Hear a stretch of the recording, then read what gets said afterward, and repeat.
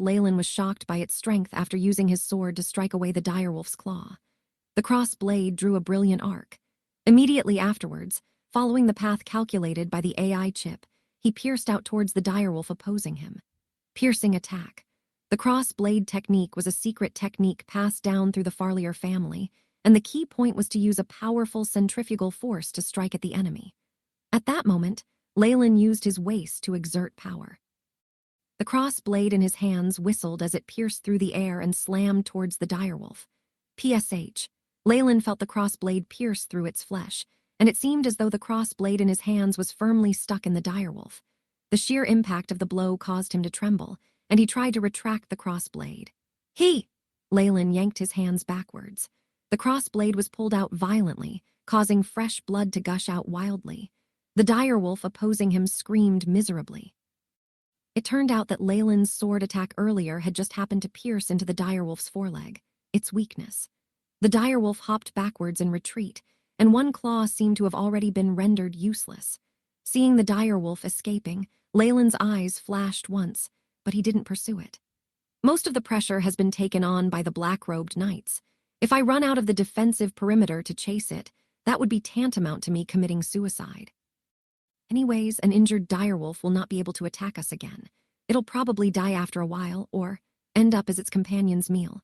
Well done, George praised loudly from Closeby. At this moment, George also had traces of blood on his body. His attack posture was confident and elegant, and it looked as if he was performing rather than killing. However, he still carried an unparalleled level of strength. He was actually going up against 2 direwolves and was still not at a disadvantage. Secret sword techniques passed down through noble families really aren't ordinary, Leyland thought casually, before he once again directed his gaze towards the direwolf pack in front of him. The tragic fighting between man and direwolf continued on for half an hour. The sun slowly set, and darkness descended upon the grass plains. At the moment, the eyes of the direwolves were giving off an aquamarine glow. The entire campground had an eerie feel as it seemed to be surrounded by a crowd of aquamarine eyes. Leyland gasped for breath. He now looked as if he had been fished out of a pool of blood. His face was still covered with it, but he lacked the time to even wipe it off. Even with the AI chip allowing him to use the most efficient methods to kill or injure the direwolves, he still felt heavily drained from the effort. If even I'm like this, there's no need to speak about the other acolytes. Only the black-robed knights still have energy to spare, but even they will probably be unable to last much longer. In this situation, why haven't the white-robe magi acted yet? Leyland glanced over and saw that there was an empty space amidst the female acolytes at the center of the campsite. 3 white-robed people were sitting there, giving off chilling auras. None of the surrounding acolytes dared to be within 3 meters of them.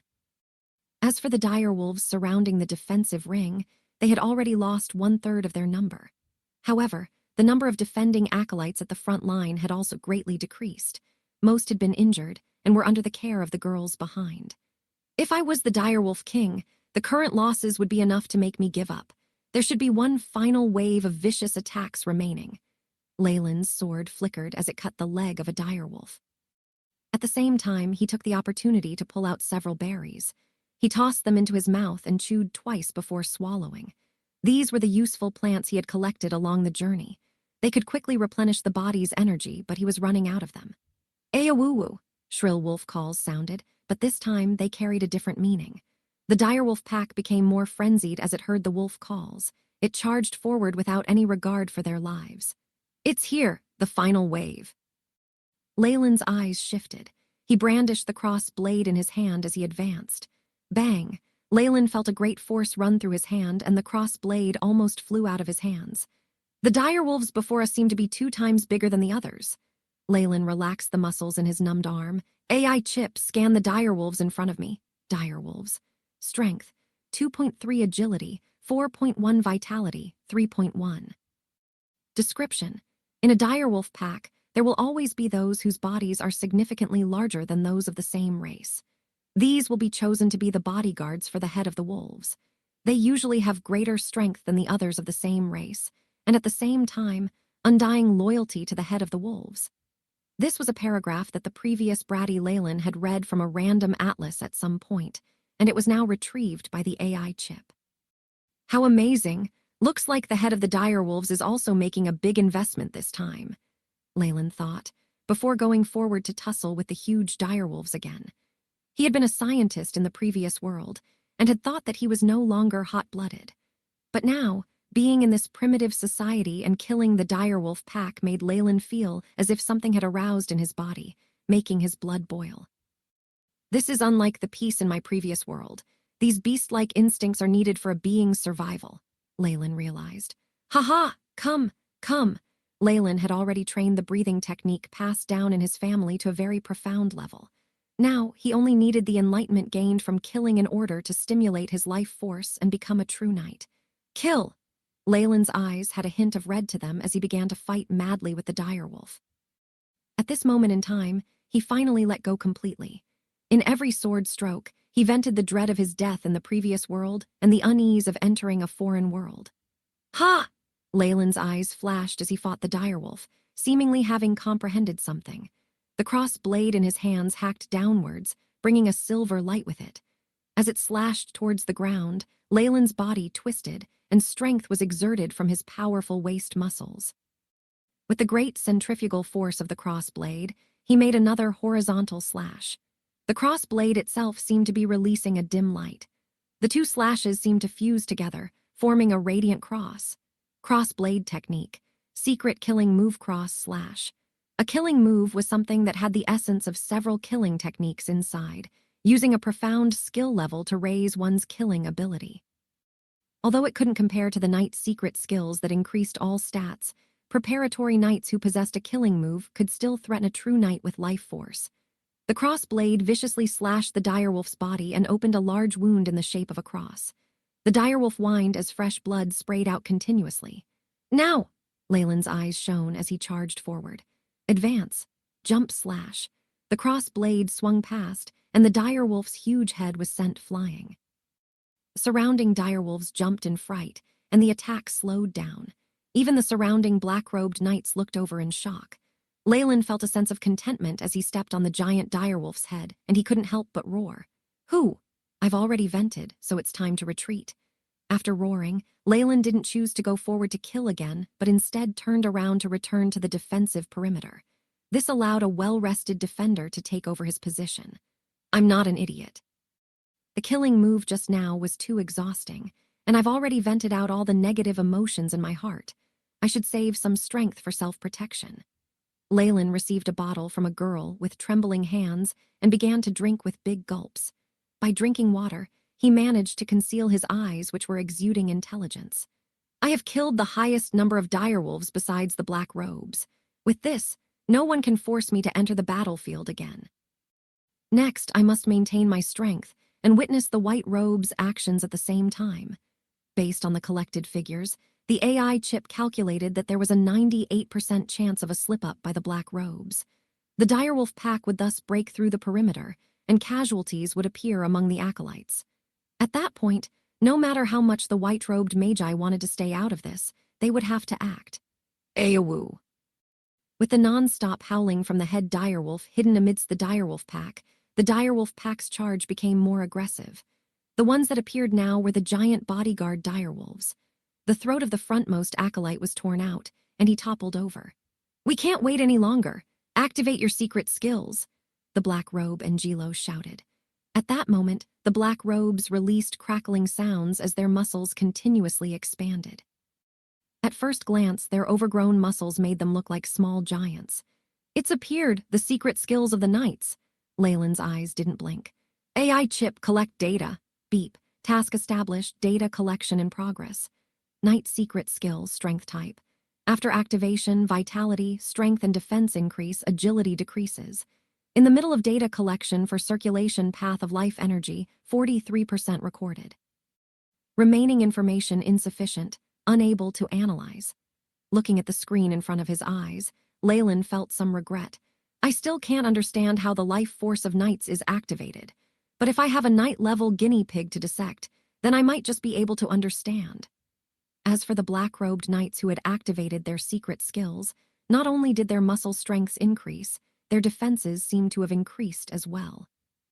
The giant bodyguard direwolves still needed to be avoided, but the knights used the giant sword to hack at the forehead of the normal direwolves despite being cut by their claws.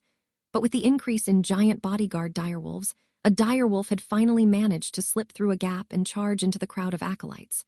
"Ah, save me! Daddy, Mummy! I don't want to die yet." The sound of various cries and screams resounded through the air, and the campsite turned into utter chaos. "The end, they're just a bunch of 13 and 14-year-old kids," Leyland sighed. "Ayawoo." As if by chain reaction, another giant direwolf broke through their defenses, landing within the area occupied by the Furs Alliance. "Leyland, come and kill it with me." George's neck was wrapped up in gauze. It wasn't known which noble family's young lady wrapped it. Not only was it thickly wrapped up, it was even knotted in a bow, the sight making Leyland want to laugh out loud. "No need, give me the crossbow." "This." George removed the crossbow from his back and passed it to Leyland. "I'm afraid there's no use. These mongrels have thick skin and flesh. If you can't hit their weak points..." "Oh, God damn it."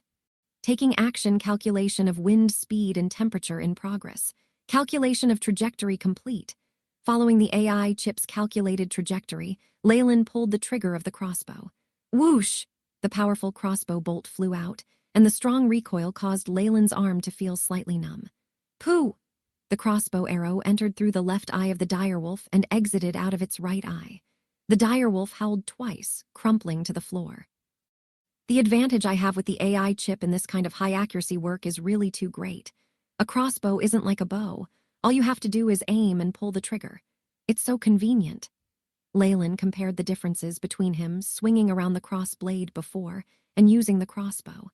"It looks like I'm more suited towards long-distance attacks. This is also much safer. It's just that I still have no idea how to activate the life force of knights." Could it be that experiencing a really tough battle is required? Leyland hadn't used a crossbow earlier. The first reason for this was to vent. The second was to make an attempt at activating the life force of knights. Unfortunately, he possessed the AI chip as one of his cards and had never been forced into a desperate life or death situation.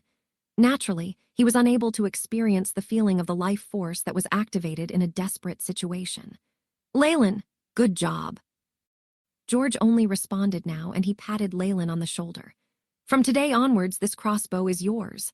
"Thanks then," Leyland smiled. Even if George hadn't said anything, he would still have tried to obtain the crossbow. "Oh, Leyland has killed direwolves, Lord Leyland, quickly save us." At this point, more direwolves charged into the campsite, and students cried out towards Leyland. With the benefit of George's prior preparations, the losses on their side had been the least. With George and Leyland, these two experts who were preparatory knights, it was considered the safest place apart from the area around the white robes. "Who?"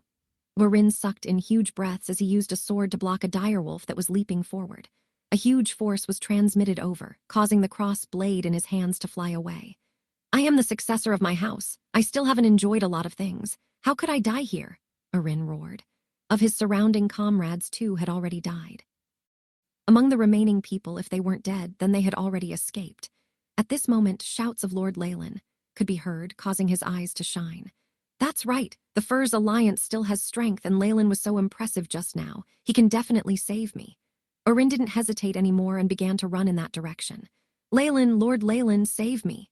"Well," Leyland readied the crossbow, hearing the sound and taking a look. "It's Orin after all." The current Orin looked embarrassing. Not only had the cross blade been dropped, his whole body carried wounds and he was being closely pursued by a direwolf. "It's a pity. You've looked for the wrong person. Did you really think I would be so magnanimous?"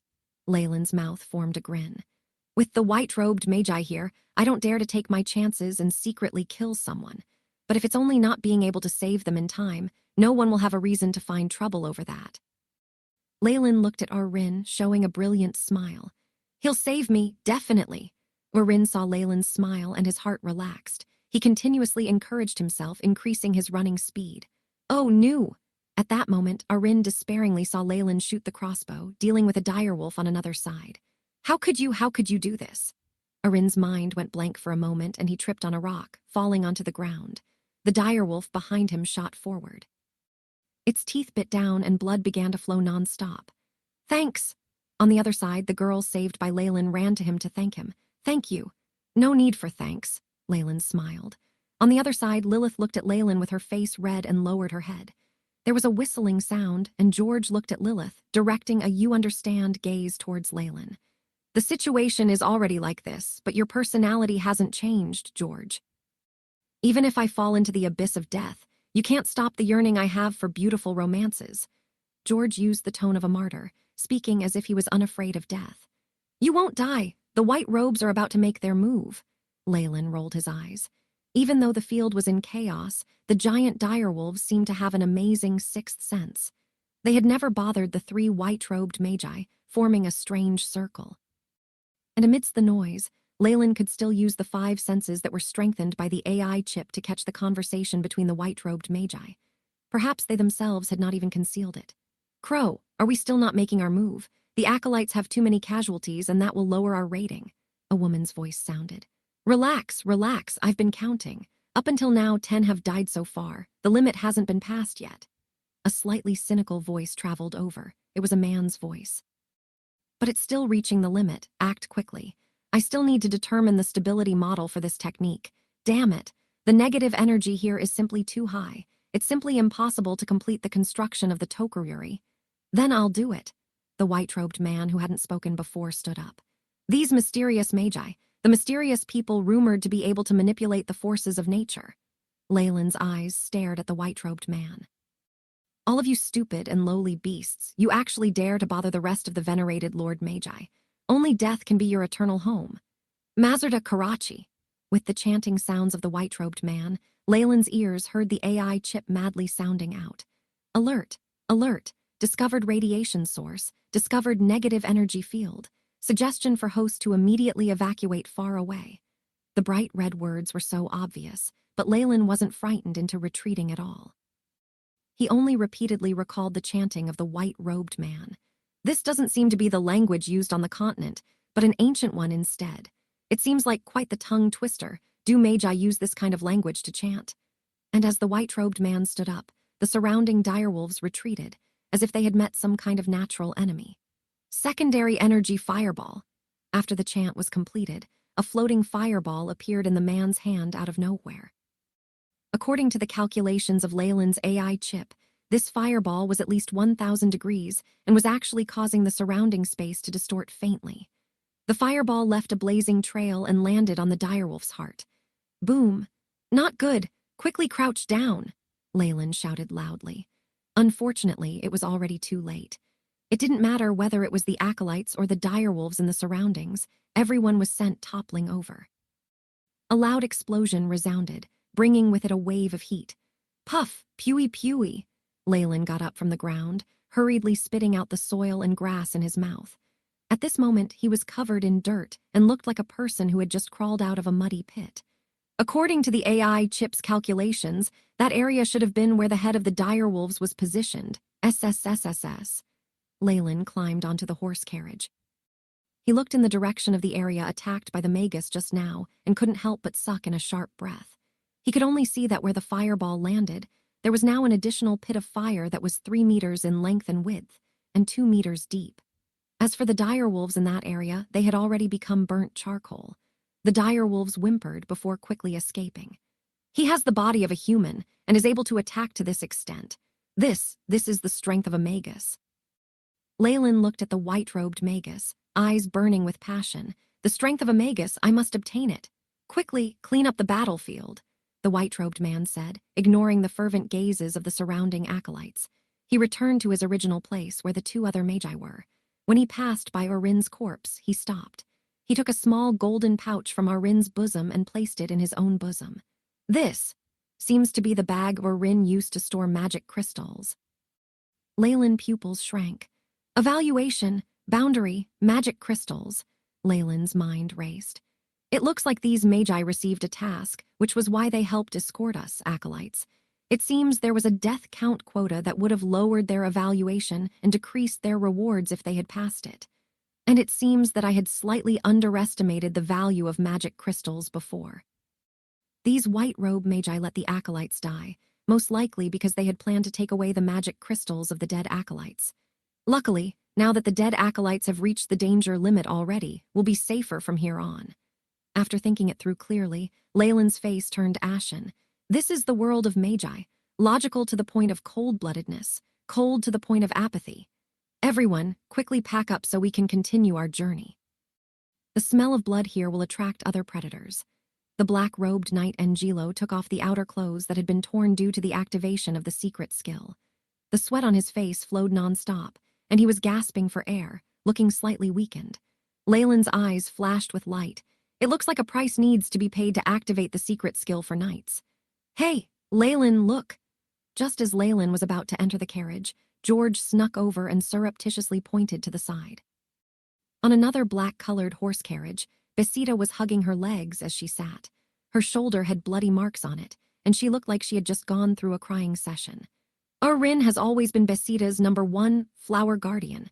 Now that that group is almost completely dead, Besida's situation isn't looking very good, George said next to Leyland's ear, with an expression that implied that Leyland's chance had come. I've already lost interest in her. Anyway, we're in such danger. Can't you control your lower half a little? Leyland didn't really know what to say.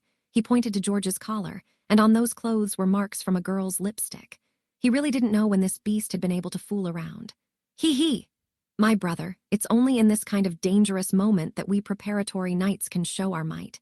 And girls will always show goodwill towards the man who saved them. This is the most basic of techniques. George took out something that was similar to a handkerchief from his bosom, smugly showing his harvest. Can you see? Just today I've already won the goodwill of 3 ladies. Yeah, Leyland had nothing to say. When thinking of his Playboy past, it seems that the previous Leyland always used force when he met a girl he liked, seriously. All right, it's time to set off. Leyland saw the black-robed knights gather the acolyte corpses together. They took out several magic crystals and passed them to the white-robed magi before hurriedly changing the topic. Rival, the Great Plains of Death is indeed a place no ordinary person can cross. Leyland sat in the carriage as his body constantly jolted up and down. The tiny window opened as a golden ray of sunshine peeked in, giving the interior of the carriage a trace of liveliness. It had already been over 10 days since the attack of the plains' direwolves pack. During these 10 days, the traveling party encountered an increasing amount of danger as they ventured deeper into the plains. Only now did Leyland find out that the plains' direwolves were merely at the bottom of the food chain.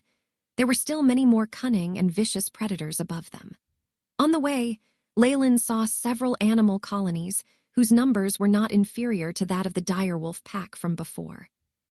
Besides the plains' direwolves, there were flocks of huge black birds that were several meters tall and even enormous monsters, dozens of meters long, which looked like saber-toothed tigers, except their bodies were like tiny mountains.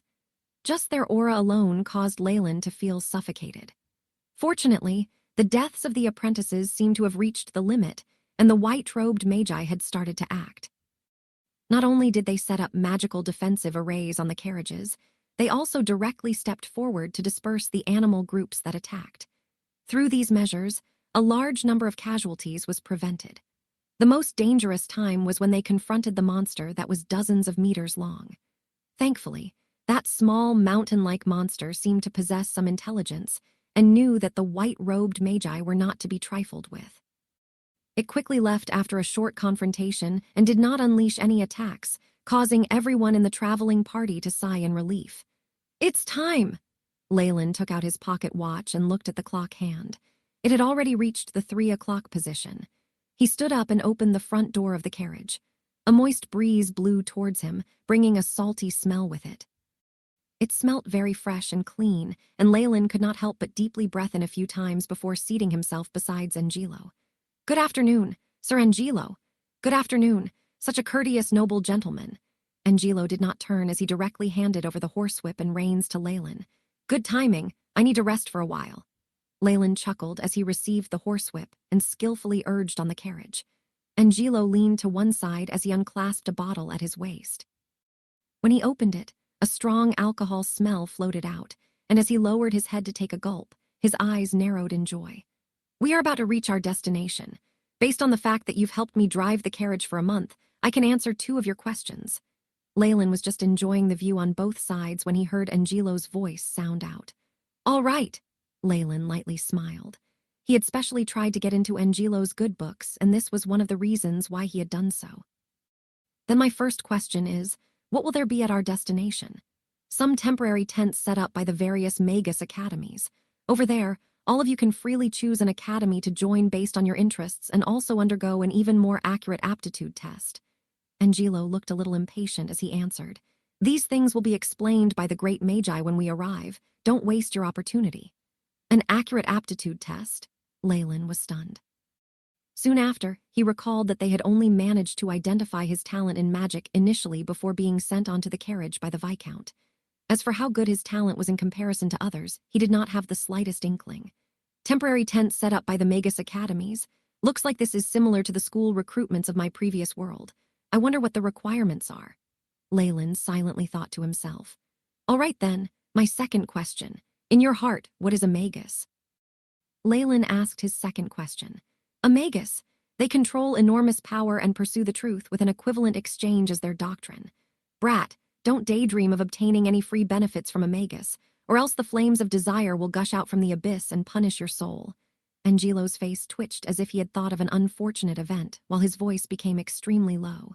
Pursuit of truth, equivalent exchange, I like it. The corners of Leyland's mouth formed a smile. After answering, Angelo seemed to have lost all interest in talking. He ferociously chugged down 2 mouthfuls of the potent alcohol as he lowered his head and closed his eyes.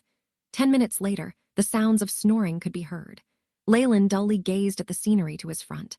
Although the plains were very beautiful, after a whole month of looking at the same things, he now felt like throwing up at the sight of it. This is... As the carriage continued to advance, the green in the distance became less and less. In place of it was a vast blue, and wave after wave of strong winds. We've finally arrived, the Death Beach. The sleeping Angelo opened his eyes and looked at Leyland. We've reached our destination. As they neared the sea, a small town-like place appeared at the end of his line of sight. Numerous tents of various shapes and sizes stood together, and they formed a huge camp. Surrounding them were dozens of carriages similar to the one Leyland was driving. And what numbered the most were acolytes of similar ages as them, around 13 to 14 years old, each and every one of them carrying looks of curiosity on their faces. Leyland did a rough estimate and counted that there were at least hundreds of them, filling up the entire camp. From time to time, some acolytes walked out from the tents, many different expressions adorning their faces. All right, ladies and gentlemen. Welcome to the intermediate stop of our traveling destination, the Death Beach.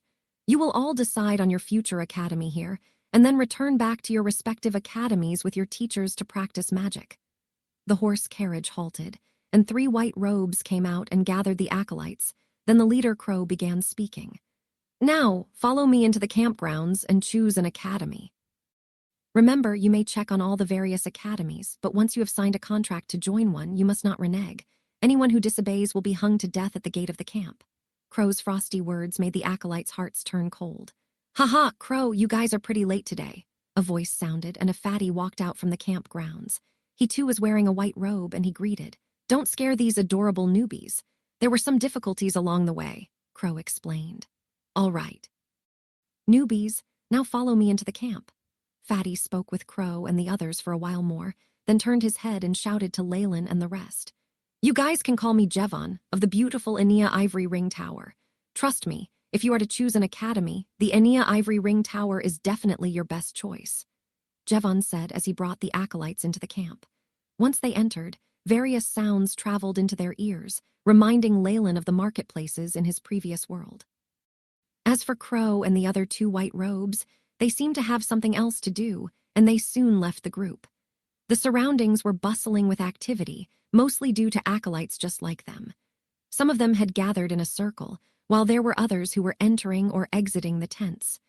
Jevon brought Leyland and the rest, a total of 40-odd people, into the middle of the camp grounds. Here was a large tent of pure white color, and there were still strange flower patterns on the outside of it. They seemed like both ornaments, and yet resembled writing as well. Leyland could not help but look at it closely. "AI chip, begin scan." Beep, forming image. The AI chip sent the information, but in the constructed image, there was nothing on the white tent, as if the pattern had never existed before. How could this be? Leyland stared at the tent once again with disbelief. With every passing minute and second, the patterns on the tent seemed lifelike, constantly twisting itself. "Hee hee! Ha ha!" Jai jai. Various noises traveled to Leyland's ears. The surrounding light seemed to distort itself, and Leyland looked at his own hands. At this point, his arm seemed to have been pulled into a long shape which looked extremely slender. Leyland, what's wrong with you? At this point, there was a pat on Leyland's shoulder. Leyland's whole body suddenly quivered, and he came to his senses. Looking at the surroundings, the acolytes were still listening to Fatty Jevon's speech, and everything seemed to revert back to its normal state. Could it be that it wasn't an illusion earlier? Leyland got scared. AI chip, reproduce the situation I was in earlier. Beep. A pale blue light display appeared, and the series of images earlier appeared continuously in front of Leyland's eyes. An anomaly in the cerebral vessel. An immediate inspection is proposed. An anomaly is found in the host's condition. Staying away is advised. The host body has returned to normal. Numerous lines of data kept emerging, which let Leyland know that it was not an illusion earlier. Few magi, are they always this mysterious? Leyland wiped his cold sweat off, still carrying a lingering fear of the events earlier. Leyland, your complexion is really bad. Could it be that you have fallen ill? George asked from the side. No matter who, their expressions won't be any better if they had experienced that earlier. Nothing. Where did Jevon stop at? Leyland hurriedly digressed. Oh, we need to fill in a form and take the aptitude test, and then it will be free time and we can choose our academy autonomously. Because you guys have come a day late, you only have a day's worth of time left, and in this span of period, you must choose an academy where you will practice magic in. If not, you will have to wait until next year. Jevon was still speaking loudly ahead of them. Now, all of you line up and take the form from me one by one, and then enter for the test. Jevon sat behind a white table and took out a stack of forms and placed them down. The line moved forward quickly, and very soon it was Leyland's turn. Fill in your particulars in this form, and then enter the tent and follow the instructions of the person inside. Leyland took the form and realized that it was made of sheepskin paper. The particulars required were minimal, only a name, age, and location born, as well as a few others. Picking up the goose feather pen on the table, Leyland filled in the form very quickly. The faint, red-colored, inked flower patterns on the sheepskin seemed to be very beautiful. I never thought that this brat's handwriting from the mainland is still pretty good. After Leyland finished writing, he picked up the sheepskin paper and entered the white tent. Come over, an ancient voice sounded. It was very spacious inside the tent, and there was only a white-haired old lady sitting on a black chair and a crystal ball which rested on a table. Okay. Why would I suddenly think of those divination witches? Hello, Leyland greeted the witch. Bring the form here. Clearly, this witch was not having any of it, and her voice was still frosty cold. Leyland, place your hands on the crystal ball.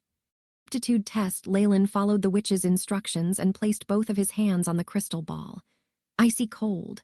Vibrations. A strange tactile feeling was transmitted from the tip of his fingers. Leyland's head hurt as if there was a glass rod stirring inside. Along with the start of his headache, the crystal ball in front of Leyland also emitted a faint glow. Very good, don't let go. The witch stared attentively at the crystal ball. As the pain increased, the crystal ball in Leyland's hands also grew brighter. No more. Leyland clenched his teeth, and the pain that practically split his brain into two caused him to loosen his grip uncontrollably. Okay, so you are at this level. The witch nodded her head. She took out a goose feather pen and scribbled on Leyland's form. We have categorized the aptitude of the acolytes into 5 grades, with the 1st grade as the worst and the 5th grade as the best. You are in the 3rd grade, a middle-ranked grade. The witch said as she turned a ring on her hand and made a strange mark on the sheepskin, which had been shining brightly with light. My examination here is over, you go on behind me. Next. Seeing a young girl with freckles entering the tent, Leyland took the sheepskin paper, stood up and gave his thanks, and then lifted the hanging curtain of the tent, heading to the next procedure in line. The area was still as spacious as the one earlier, and in the middle there was a white bearded old geezer. From the layout of this tent, there should only be 2 tests. It is really simple, Leyland thought as he sat in front of the old geezer and handed the form over to him. 3rd grade, not too bad. The white bearded old geezer stroked his chin. All right, now to test for elemental affinity. The old geezer knocked on the tabletop and it split open, and a black basin rose from the center. This water basin was not smooth. It seemed to be made of stone, and there was a kind of liquid metal flowing inside that resembled mercury. "Carefully look into the water," the old geezer's voice sounded, seemingly carrying an authoritative tone. Leyland could not help but to divert all his attention towards the center of the water basin. With his constant focus, the mercury in the middle swirled continuously and turned into a whirlpool, as if a mouth had opened at the bottom. "Now tell me, what do you see?" Leyland's eyes were a little glazed over, shadows and a black-colored whirlpool, and there are red spots near the outer circumference. "Anything else? There are also green specks of light in the surrounding area. Is there a lot of green?" "Not at all, very little." "Okay." The old geezer snapped his fingers, and Leyland suddenly came back to his senses. "What happened to me?" "Your test is already over. In the aspect of elemental affinities, you have the highest affinity with the dark and shadow elements. After that is the fire element, and you also have a smidgen of affinity with the plant element." As the old geezer spoke, he rapidly filled in the form and added his handprint. "Let me give you some advice. Magi are able to use every kind of energy, but only by following the path you have the highest affinity with can you progress the furthest." The old geezer handed the form back to Leyland. "All right. Your test is over. Walk out from the back entrance and start choosing your academy," Leyland bowed and then left the tent.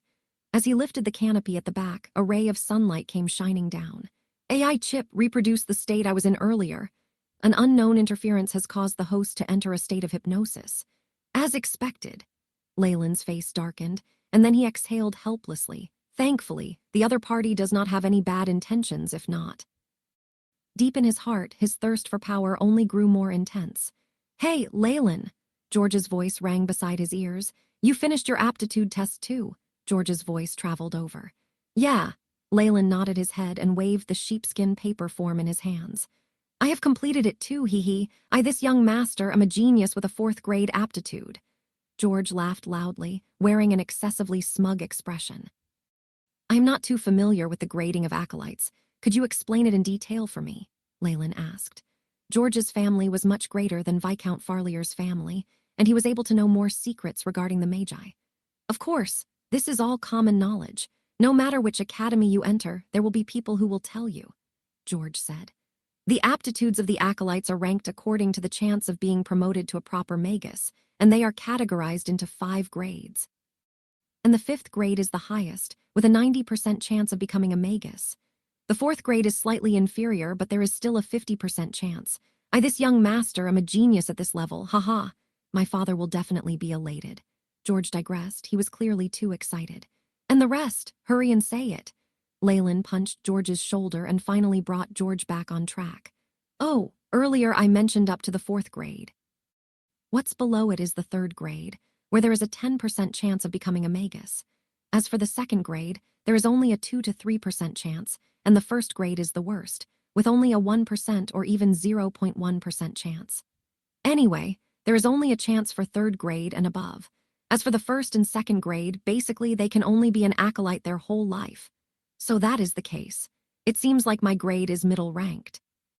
There should be no academy that will reject me, nor would they regard me as important." Leyland analyzed his current situation. "How about elemental affinity?" Leyland continued asking.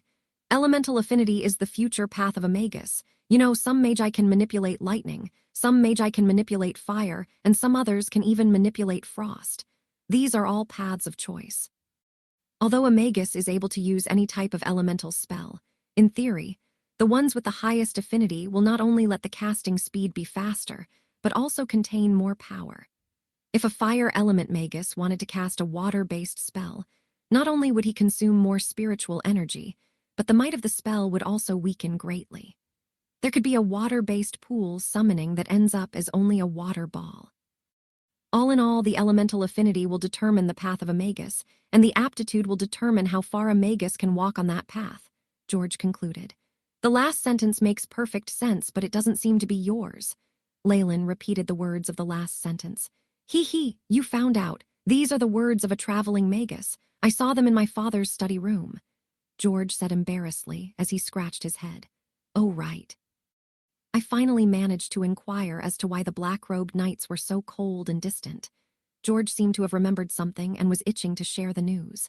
"The strength of a Magus, even if he is only an acolyte, is not something a knight can withstand, so don't you think that the black robe's performance when we journeyed was a little strange?" There is indeed something strange about it. Leyland nodded his head and asked with a conjecture, could it be that they have some background? No, no, no. George shook his head. My dear brother, you are guessing in the completely wrong direction. These black-robed knights are actually one of the experiments of a Magus. An experiment? Leyland's eyes widened. In his world, conducting a live experiment had always been a taboo for science, and even if there were any, they were done in secrecy. But here, they had actually done it so openly and above board. In the process of the experiment, this batch of experiment samples had already sustained an overdose of radiation and would not live more than several years. That was why they were used as disposables, to escort acolytes like us. This was the reason. Leyland thought of Angelo's pale face and silently nodded his head. Earlier, the AI chip had scanned and detected traces of radiation, but the radiation discovered on the white robe magi were 100 times more concentrated, so Leyland naturally thought that there was no effect. For us magi, we will be acolytes at least, which knight would not want to prostrate themselves and hope that we pick them to serve us in the future. The only ones who will not take us seriously are those who will not live for longer than a few days, George said with some regrets. His face was indignant, it seems like. As an heir to a large noble family, he was displeased with the rude manners of the black robes from before. I heard that for the guys from the West, not only had they been treated like young masters by the knights along the journey, they had even slept with some of them. George's dissatisfaction only lasted a moment before it turned into a vulgar expression. Slept with some of them. Leyland was a little more awake. There are also female knights. Of course, although female knights are generally quite muscular, a few have practiced some unique techniques so they still look pretty good. Also, a female knight's stamina is rather good and can withstand all kinds of treatment. Especially during intercourse, her pair of toned thighs wrapping around you, that feeling is too wonderful for words. George's current character was that of a lecherous swine. Leyland recalled his memories. The brat of the past was also a playboy, but obviously he could not compete with George, who was from such a large, noble family, so he had indeed not touched a pretty female knight before. There were several female knights under the Viscount, but they all had bulging muscles, which made Leyland feel revolted. Shaking his head, he did not wish to discuss the contents of this matter with George. I understand now. Let's go and choose our academy. This. My father has already chosen for me. I'll be attending the Enea Ivory Ring Tower. My family has a relationship with one of the senior magi inside. Why don't you come with me too? George gave an invitation. Leyland was a little tempted, but seeing the ring on his neck, he still hesitated. Earlier, that Magus never said which academy the ring could help me get into. What if it turns into a restriction instead? No, I wish to walk and look around more. Leyland declined politely. All right then, I am going to carry out the procedures. You can come to the area for the Enea Ivory Ring Tower to look for me. George waved his hands and squeezed into the crowd. Where should I go? I don't care anymore. Let's check out the academies first. Leyland strolled aimlessly around the camp and saw all sorts of interesting tents with strange shapes and sizes. Some were like a giant mushroom, where a small fan-shaped door opened in the middle, and some might very well have used some sort of strange horned devil's skull, where the acolytes can walk into the tent through the devil's ferocious mouth as though they were stepping into a haunted house. And at the front of all these different buildings were marked with words. It is the language of the mainland. That's still fine. Leyland took a look, saw some of the academy names, and memorized them. Enea Ivory Ring Tower, Mercifura Academy, Wetland Gardens. Acolytes under the various academy names, there were details such as specialization areas and famous magi for the acolytes to consider.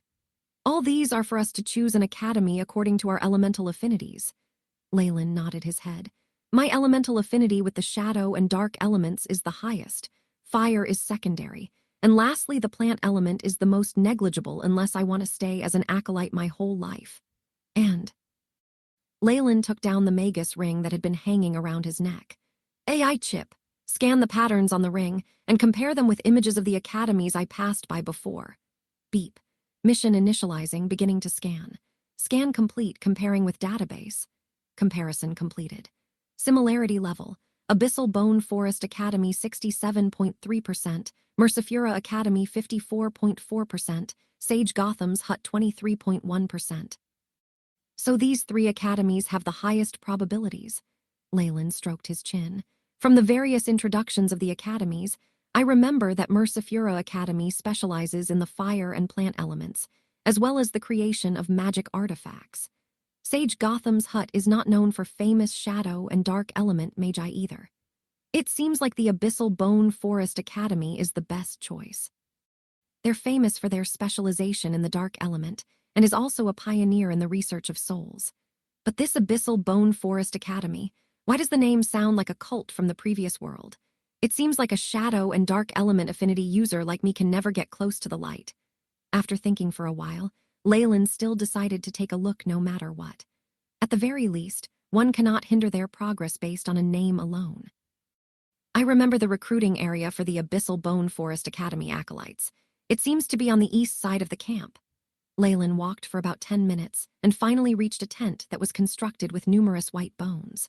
The words on top were arranged to form, "The Abyssal Bone Forest Academy welcomes you."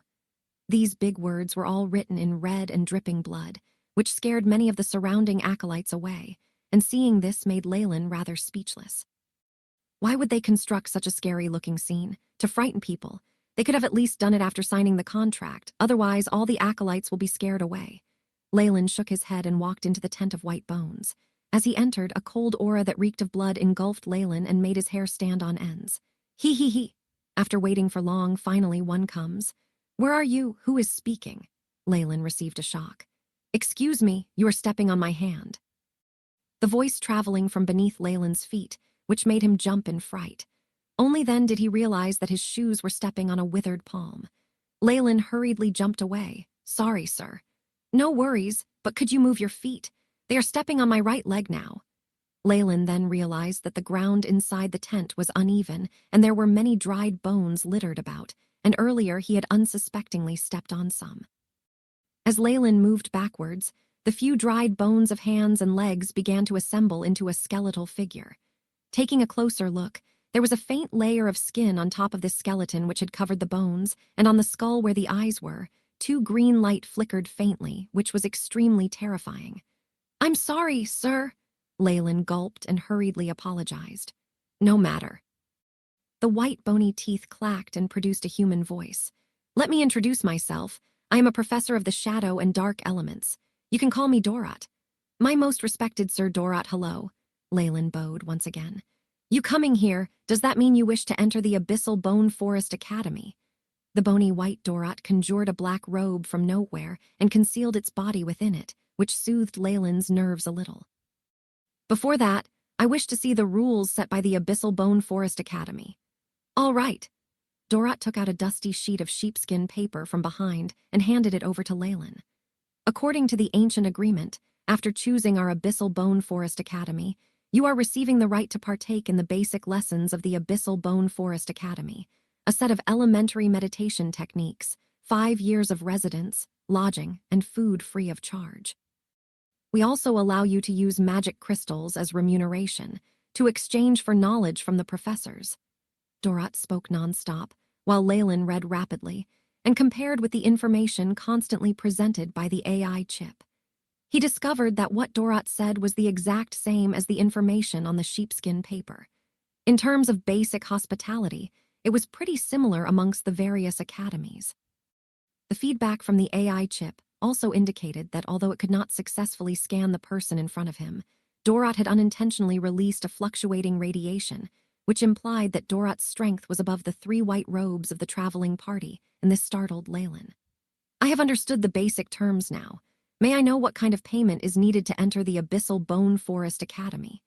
13 magic crystals, or an item identical in value," Dorat said. "I will use this item to exchange."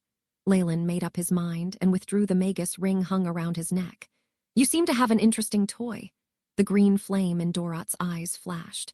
The bony white hand took the ring and placed it in its palm, and then took out an item similar to a magnifying glass and inspected it. "MNIT is indeed rather interesting. I haven't seen these patterns in a long time." "A low-grade magic artifact. It looks like it was created in our Abyssal Bone Forest Academy, and there is a carved inscription of a hastening spell formation, but it is broken.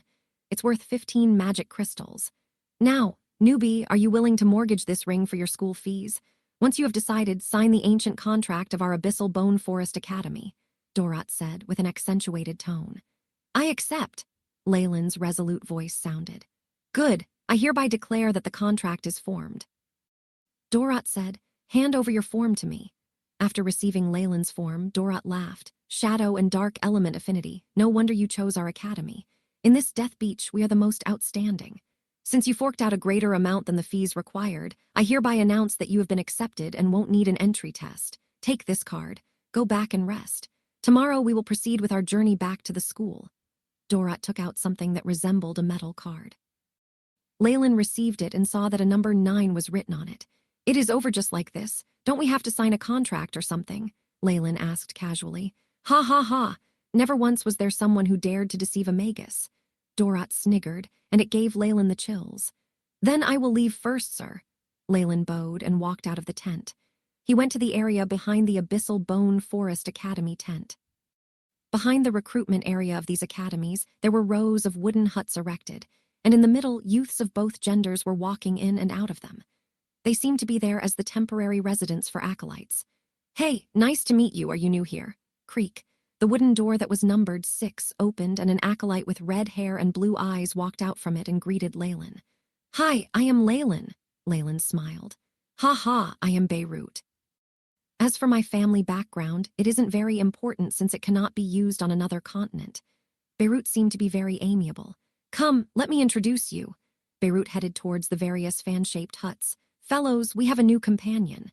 Several acolytes streamed out from the wooden doors and gathered together. Leyland counted a total of 7 or 8 people.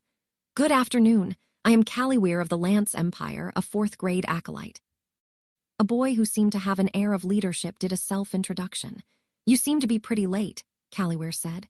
We met with some troubles along the way in the Great Plains of Death, Leyland said ambiguously, not wanting to say much. The Great Plains of Death, it is indeed very dangerous. Caliweir looked at the acolytes behind him. Let me introduce them. This is Beirut, whom you have met earlier. This is Hancock, a 3rd-grade acolyte. A largely built Caucasian guy scratched his head in embarrassment, looking simple and honest. This is Rainer, a 4th-grade acolyte. He was a small boy with a skinny build, but there was a tinge of pride in his eyes. This is Guricha, a 2nd-grade acolyte, and over there are Nissa and Dodoria, both 1st-grade acolytes. Although Caliweir had restrained himself, Leyland could still detect signs of disdain in his words. 1st-grade acolyte, 2nd-grade acolyte, they could basically only be an acolyte their whole lives, so one couldn't blame him for shunning them. How are you? Guricha forced a smile in greeting. As for Nissa and Dodelier, they were both little girls and some baby fat were still on their cheeks. At this point, they glanced downwards. Who is that? Leyland pursed his lips. Beside their small circle was a boy dressed in black, his face pale. Standing at the side, he did not seem to fit in with the rest and looked rather arrogant. He is Jaden, our genius of this semester, a 5th-grade acolyte. Becoming a Magus is only a matter of time.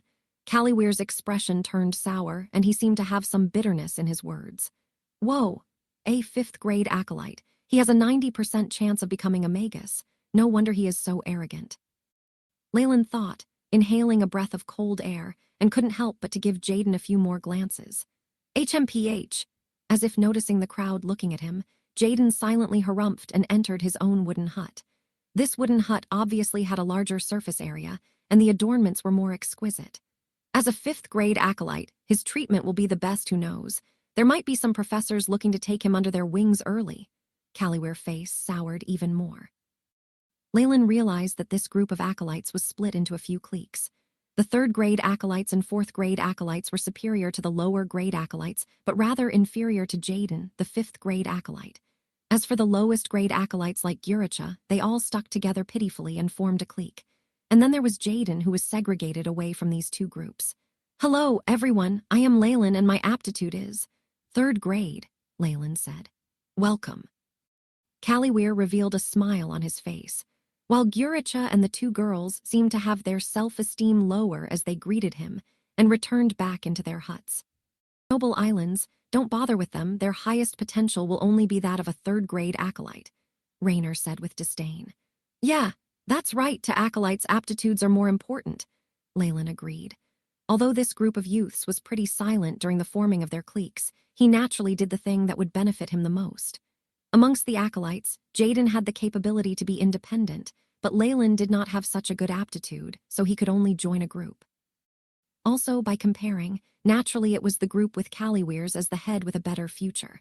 Haha! Welcome, welcome. With your participation, our group is now more robust. There will definitely be a day where I will make that person regret, Calliweer said while clenching his teeth. Afterwards, a few of them arranged to meet after dinner, and they went back to their respective huts. Beirut, what did you mean earlier when you said it was a different continent? Leyland looked for the most amiable Beirut and asked him as he was concerned about what Beirut had said earlier. Oh, this, actually the continent we're on is rather small. To the outside world it is known as the Chernobyl Islands. Island? Leyland gaped. According to his journey in the past half a year, he could almost be certain that this continent was as huge as the Eurasian continent he was in from the previous world. But it was only an island here. Oh, sorry. Geography is my weak subject, and it has often made my home tutor shudder in rage, Leyland explained. Truth be told, the Farlier family is only a noble family, and its heritage was pretty short. It couldn't be compared to the nobles of those huge families, so not knowing was not a rare thing. Ha ha! Hearing Leyland speak, Beirut laughed jovially. Me too. I have made 5 etiquette tutors leave in rage. In the end, my father offered a monthly salary, but still no one wanted to teach me. This was something my father had specially told me right before I left. Let us continue on the previous topic. We are in the Chernobyl Islands, and the outside world has coined another name for it, the Barren Islands. Barren? Leyland was a little skeptical. There are still quite a few people here and plenty of kingdoms. Could it be that it is referring to the lack of certain resources? That's right. In the Chernobyl Islands, due to the environment here, or some external factors, the land here is unable to produce any of the materials a Magus needs. Apart from the earnest acolytes and magi in seclusion, there are absolutely no other traces of magi here on this continent. So that is the case. Leyland nodded his head, and although there were myths of magi back in his homeland, only the founder of the Farlier family has seen a Magus. From this, one can see the rarity of magi. And so, we need to go to the other side of the seas before we can truly find a continent. I heard that not only are there various kinds of resources that magi need, but there are countless traces of secrets and remnants of experimental labs. On the whole, the continent has various academies and organizations that trade and exchange the information of magic. On that continent, magi are not a legend. Although they are still uncommon, even a regular human may be able to see one. Only there can we advance in the progress of our acolyte abilities. Beirut's eyes gave off obvious signs of yearning. So that is the case. What is the name of that continent then? Leyland asked. I don't know. Beirut shook his head. That continent is too huge. There was never a unified name for it. As for us, we're going to the south of the continent, and it is known as the narrow coastal regions of the south. Just the south coastal regions alone is several times bigger than the Chernobyl Islands that we're on. Leyland sucked in a breath of cold air. So huge. This world is indeed very vast. The higher one stands, the further one can see. This is a phrase from a bard that I like very much. Beirut concluded. Thank you for your explanation. I think I need some time to digest the information. Leyland bade his farewells and returned to his own hut. There was a metal plaque on the yellow wooden door where a 9 was written, and it looked to be rather rusty. Pushing the door open, an odor of rot and rust invaded his nose. Leyland uncontrollably sneezed twice. It looks like this is just a gathering point, so the accommodations are rather simple. Besides a bed and chair in the wooden hut, there was practically nothing else. Leyland found a cloth, wiped down the chair, and then sat on it. Creak, creak, the wooden chair creaked continuously, which made Leyland worry that it would be crushed into pieces in the next moment. Lucky it is just for a night. In this condition, it would be better to clean up a little first.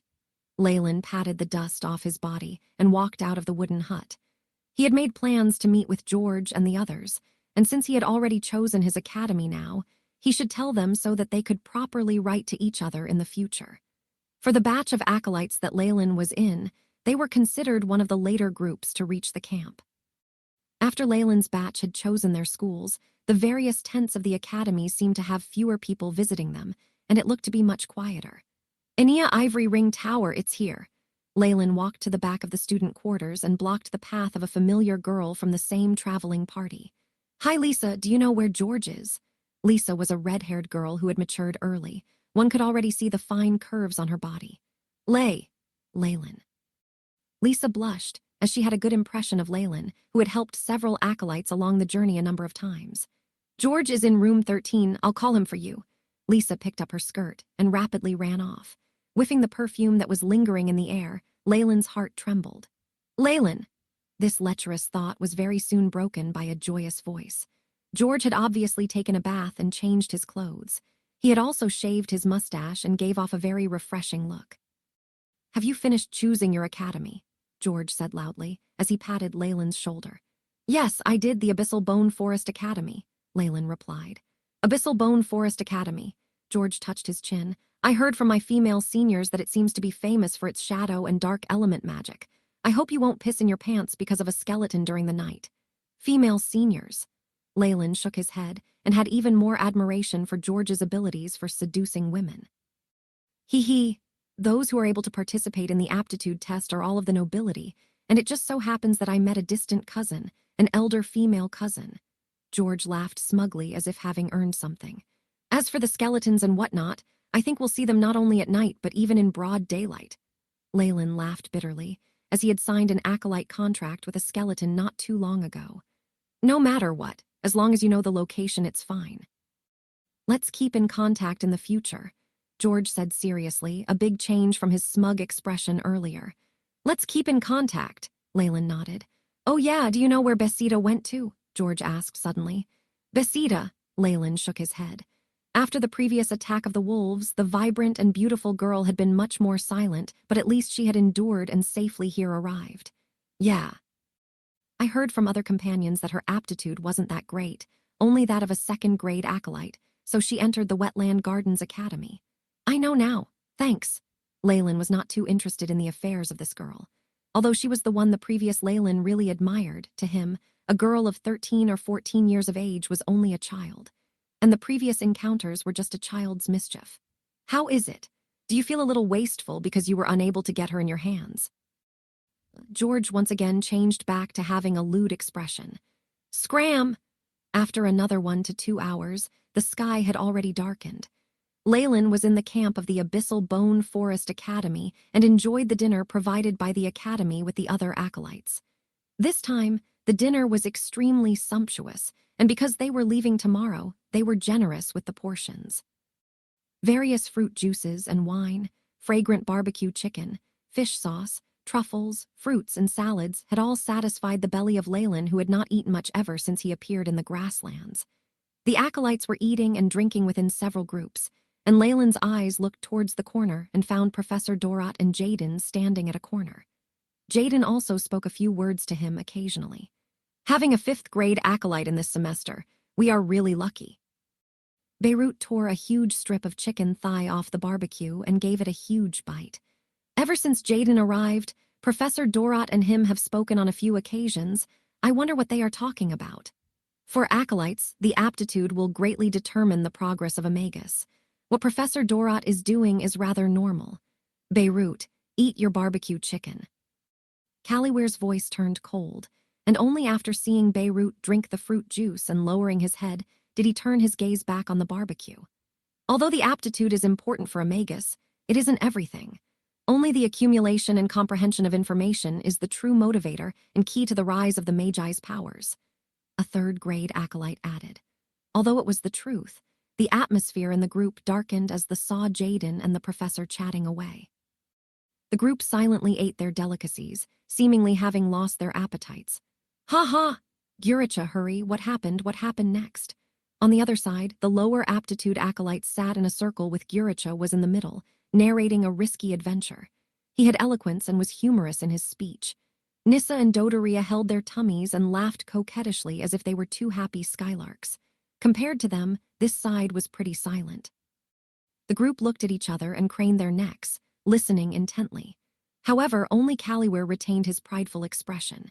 Seeing that even the 4th-grade acolyte Rainer could not bear to go over and listen and seemed afraid of losing face, Leyland laughed silently. After all, they are just a bunch of kids. After dinner time was over, the group bade their goodbyes and went back to their respective huts. After today's simple cleaning, Leyland's hut was barely accommodative. At least there was not as much dust as before. Leyland lay on his bed without removing his clothes, and he stared blankly at the ceiling as if he was lost in thought. I finally entered an academy. It is also time for the cultivation of magi to open its doors for me. Dirigible clang-clang an alarm sounded, produced by the ringing of a copper plate, waking Leyland up from his deep slumber. He opened his eyes. A hint of sunlight shone through the window, landing on Leyland's shoes. It's already morning. Leyland got up, hastily washed up, and went outside. Good morning. Good morning, Leyland. Beirut had 2 dark circles around his eyes and kept yawning. The conditions here are the worst. There are actually fleas and fungi on my blanket, my God. I cannot remain here for a moment longer. Voices of complaint sounded from time to time. These acolytes were all of the noble birth, and their daily accommodations had not been lacking, so naturally they were suffering now. Today, everyone was lacking sleep and had dark circles around their eyes. Although Leyland could not sleep at the start, he had managed to fall asleep later in the night. Right now, his vigor was greater than the others, and he still had an inclination to walk around. The whole campground seemed to be bustling with activity. There were many who were taking down the tents, and the floors were littered with rubbish. As Leyland silently walked around, many thoughts crossed his mind. Every year at this time, there will be batches of acolytes risking their lives to come here and walk on the path of a Magus. And right now, this is just my starting point. Gather around, gather around. Everyone gather according to your academy, and the respective professors will take charge. Do not wander off, a white-bearded geezer shouted in the center of the campgrounds.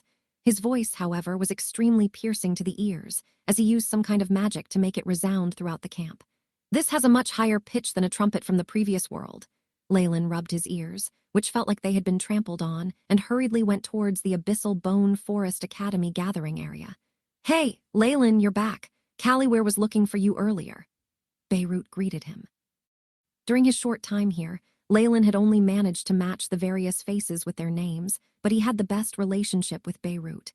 My apologies, I strayed a little far and had forgotten to keep track of time. Did Callyware need something? Leyland revealed an apologetic expression. It's nothing. Dorat asked him to make a head count, so you'll just have to tell him later. Right now he is being smug about it. Beirut shook his head. All right, how are we going to leave by ship? Leyland looked over at the distant blue seas with boundless horizons, but there were no traces of any ships. Not only there are no ships, from a geographical point of view, we are not in a suitable location for a port. Leyland was filled with suspicion. I guess so. However, it might take another half a year to get to another continent. Beirut scratched his head. Transportation in the ancient times is a little too behind in technology, needing around 1 year just to travel to school.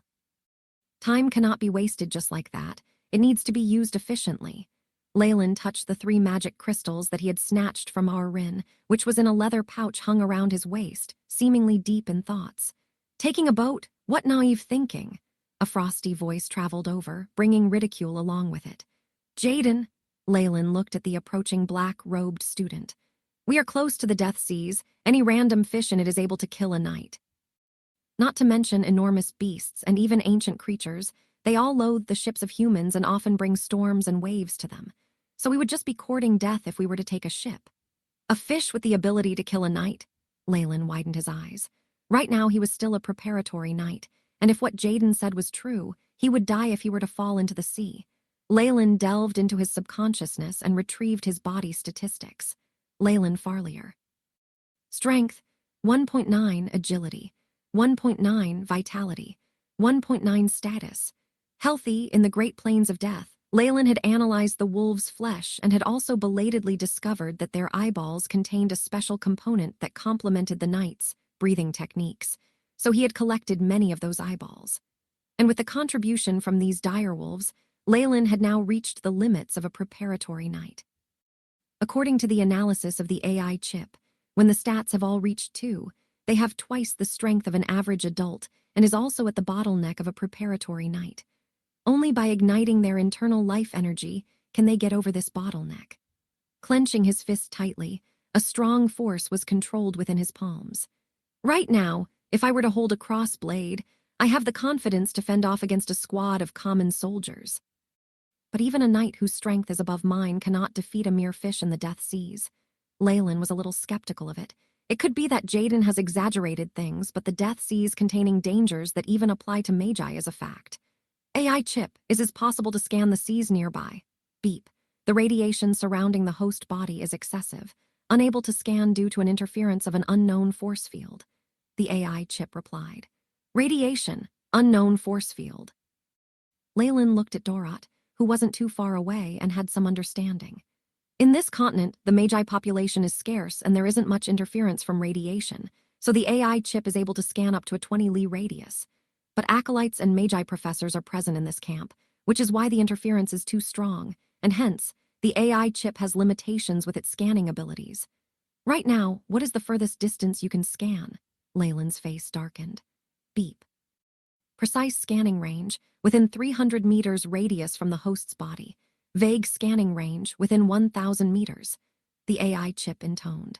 Whew, Leyland exhaled loudly. Not too bad, this distance is enough to warn me of dangers. However, after reaching the other continent and the academy, this scanning range will most likely shorten once again. To increase scanning range, please raise the level of the AI chip. A message was sent from the AI chip. I can still level up the AI chip. Leyland was ecstatic. Raise level. Beep. The energy required is lacking, please replenish. The robotic voice sounded and brought Leyland down from heaven into hell. Damn! The AI chip has already disappeared from my original body, so how can I retrieve it to replenish energy? Then again, even if I managed to, where am I going to find the energy? Leyland held his head and recovered after a while. Forget it, since its level is able to rise, I can just find a way in the future. As for now, its current functions are enough for me. What did Jaden say to you guys earlier? A voice sounded and brought the absent-minded Leyland back to reality. When Leyland recovered, he discovered that Jaden had left without him knowing, and Callyware was now beside him. He just spoke about setting off. I reckon he was bored after all, not speaking to anyone all day is rather stifling. Beirut surmised. Yeah, that's true. Callyware nodded his head and then looked at Leyland. We're about to set off, don't go anywhere now. If you were to board the wrong ship, it would be rather troublesome. Ship? Leyland looked at the surface of the sea and still didn't see any signs of a ship. Ha ha! Callyware laughed loudly. Who said it had to come from the water? Look! Following the direction that Callyware pointed to, Leyland and Beirut raised their heads and gaped. On the horizon, 3 massive white ships were slowly floating towards them. As the ship approached, a massive shadow covered the whole camp, and it seemed as though darkness had descended upon the earth. Oh, look! My God! How beautiful! The other people in the camp had also discovered the abnormalities, and many raised their heads, exclaiming in awe and shock. How is it? This is one of the Magus mode of transport, a dirigible, 1. Type of aerostat or lighter-than-air aircraft that can navigate through the air under its own power. We will be riding these soon, Callyware said rather smugly. All these were just told to him by Professor Dorot, so what is there to be gloating about? Jaden reappeared out of nowhere and said blandly. Damn it! Callyware stamped his feet. The 3 dirigibles constantly got closer and slowly lowered themselves onto the ground outside the camp, under the various cheers of the masses. They are rather similar to the blimps from my previous world, and each one has a very large aerostat gas bag on top of it. I wonder if they are filled with hydrogen gas. Leyland had some experience from his previous world, so he recovered from his astonishment faster than others, and pondered over the construction of the dirigibles. The pure white dirigibles landed on the ground and let out thunderous growling noises. The doors of the dirigibles then opened, and a few white-robed magi walked out from them. There were also some movements within the camp. A few old geezers also walked out and exchanged words with them. All right, everyone bring all of your belongings and follow me. Don't wander off on your own. Dorot had a black cloak on, and the silhouette of his body was concealed within it. He began to gather the students. The acolytes of the Abyssal Bone Forest Academy all scrambled and ran back to their little wooden huts to fetch their belongings. Leyland brought very few things with him. His belongings only consisted of a water sack, a leather bag, a cross blade hung from his waist, and a crossbow slung over his back. The acolytes fervently left the campgrounds under the guidance of the professors of their respective academies, and they gathered into individual groups based on their academy. All right, listen to me. Pay attention to the names mentioned next. Enia Ivory Ring Tower, Wetland Gardens Academy. All of you will board the dirigible on the right, numbered 332. Don't miss it. Professors, please take note of the number, and acolytes, follow your professors. As for Mersifura Academy, Carita Academy, your dirigible is in the center, numbered 955. The voice continued. Abyssal Bone Forest Academy, Sage Gotham's hut, yours will be the one on the left, number 455. Don't mix it up now. As Leyland finally heard Abyssal Bone Forest Academy, he could not help but to glance at the dirigible on the left. As he approached it, he realized that the dirigible was simply too enormous. The aerostat gas bag at the top seemed like a gigantic rugby ball, casting its shadow on the ground. Acolytes of the Abyssal Bone Forest Academy, follow me. Green flames flickered in Dorot's eye sockets, and behind him were two figures, which seemed to be his servants or subordinates. Leyland walked in the center of the group and glanced around. Under his keen observation, he noticed a few familiar faces from his traveling party. They also noticed him and smiled at him in response, also speaking to some fellows beside them. They all had excitement written across their faces. At the far right, George waved vigorously when it was his turn to board the dirigible, and entered the dirigible. From today onwards, the acolytes will all go their separate ways. A hint of sadness surfaced in Leyland's heart, but it was suppressed very quickly. Very soon it was Abyssal Bone Forest Academy's turn, and Dorot led the way, stepping through the door first. The acolytes hurriedly followed. When Leyland put more force in his legs, there was a sturdy reverberation coming from the floor beneath his shoes, as if he was stepping on a limestone floor. What a strange material. It looks like wood, but it's sturdier. Is it some kind of alloy? Leyland looked at the grayish, patterned floor and couldn't help but think about it. We're here.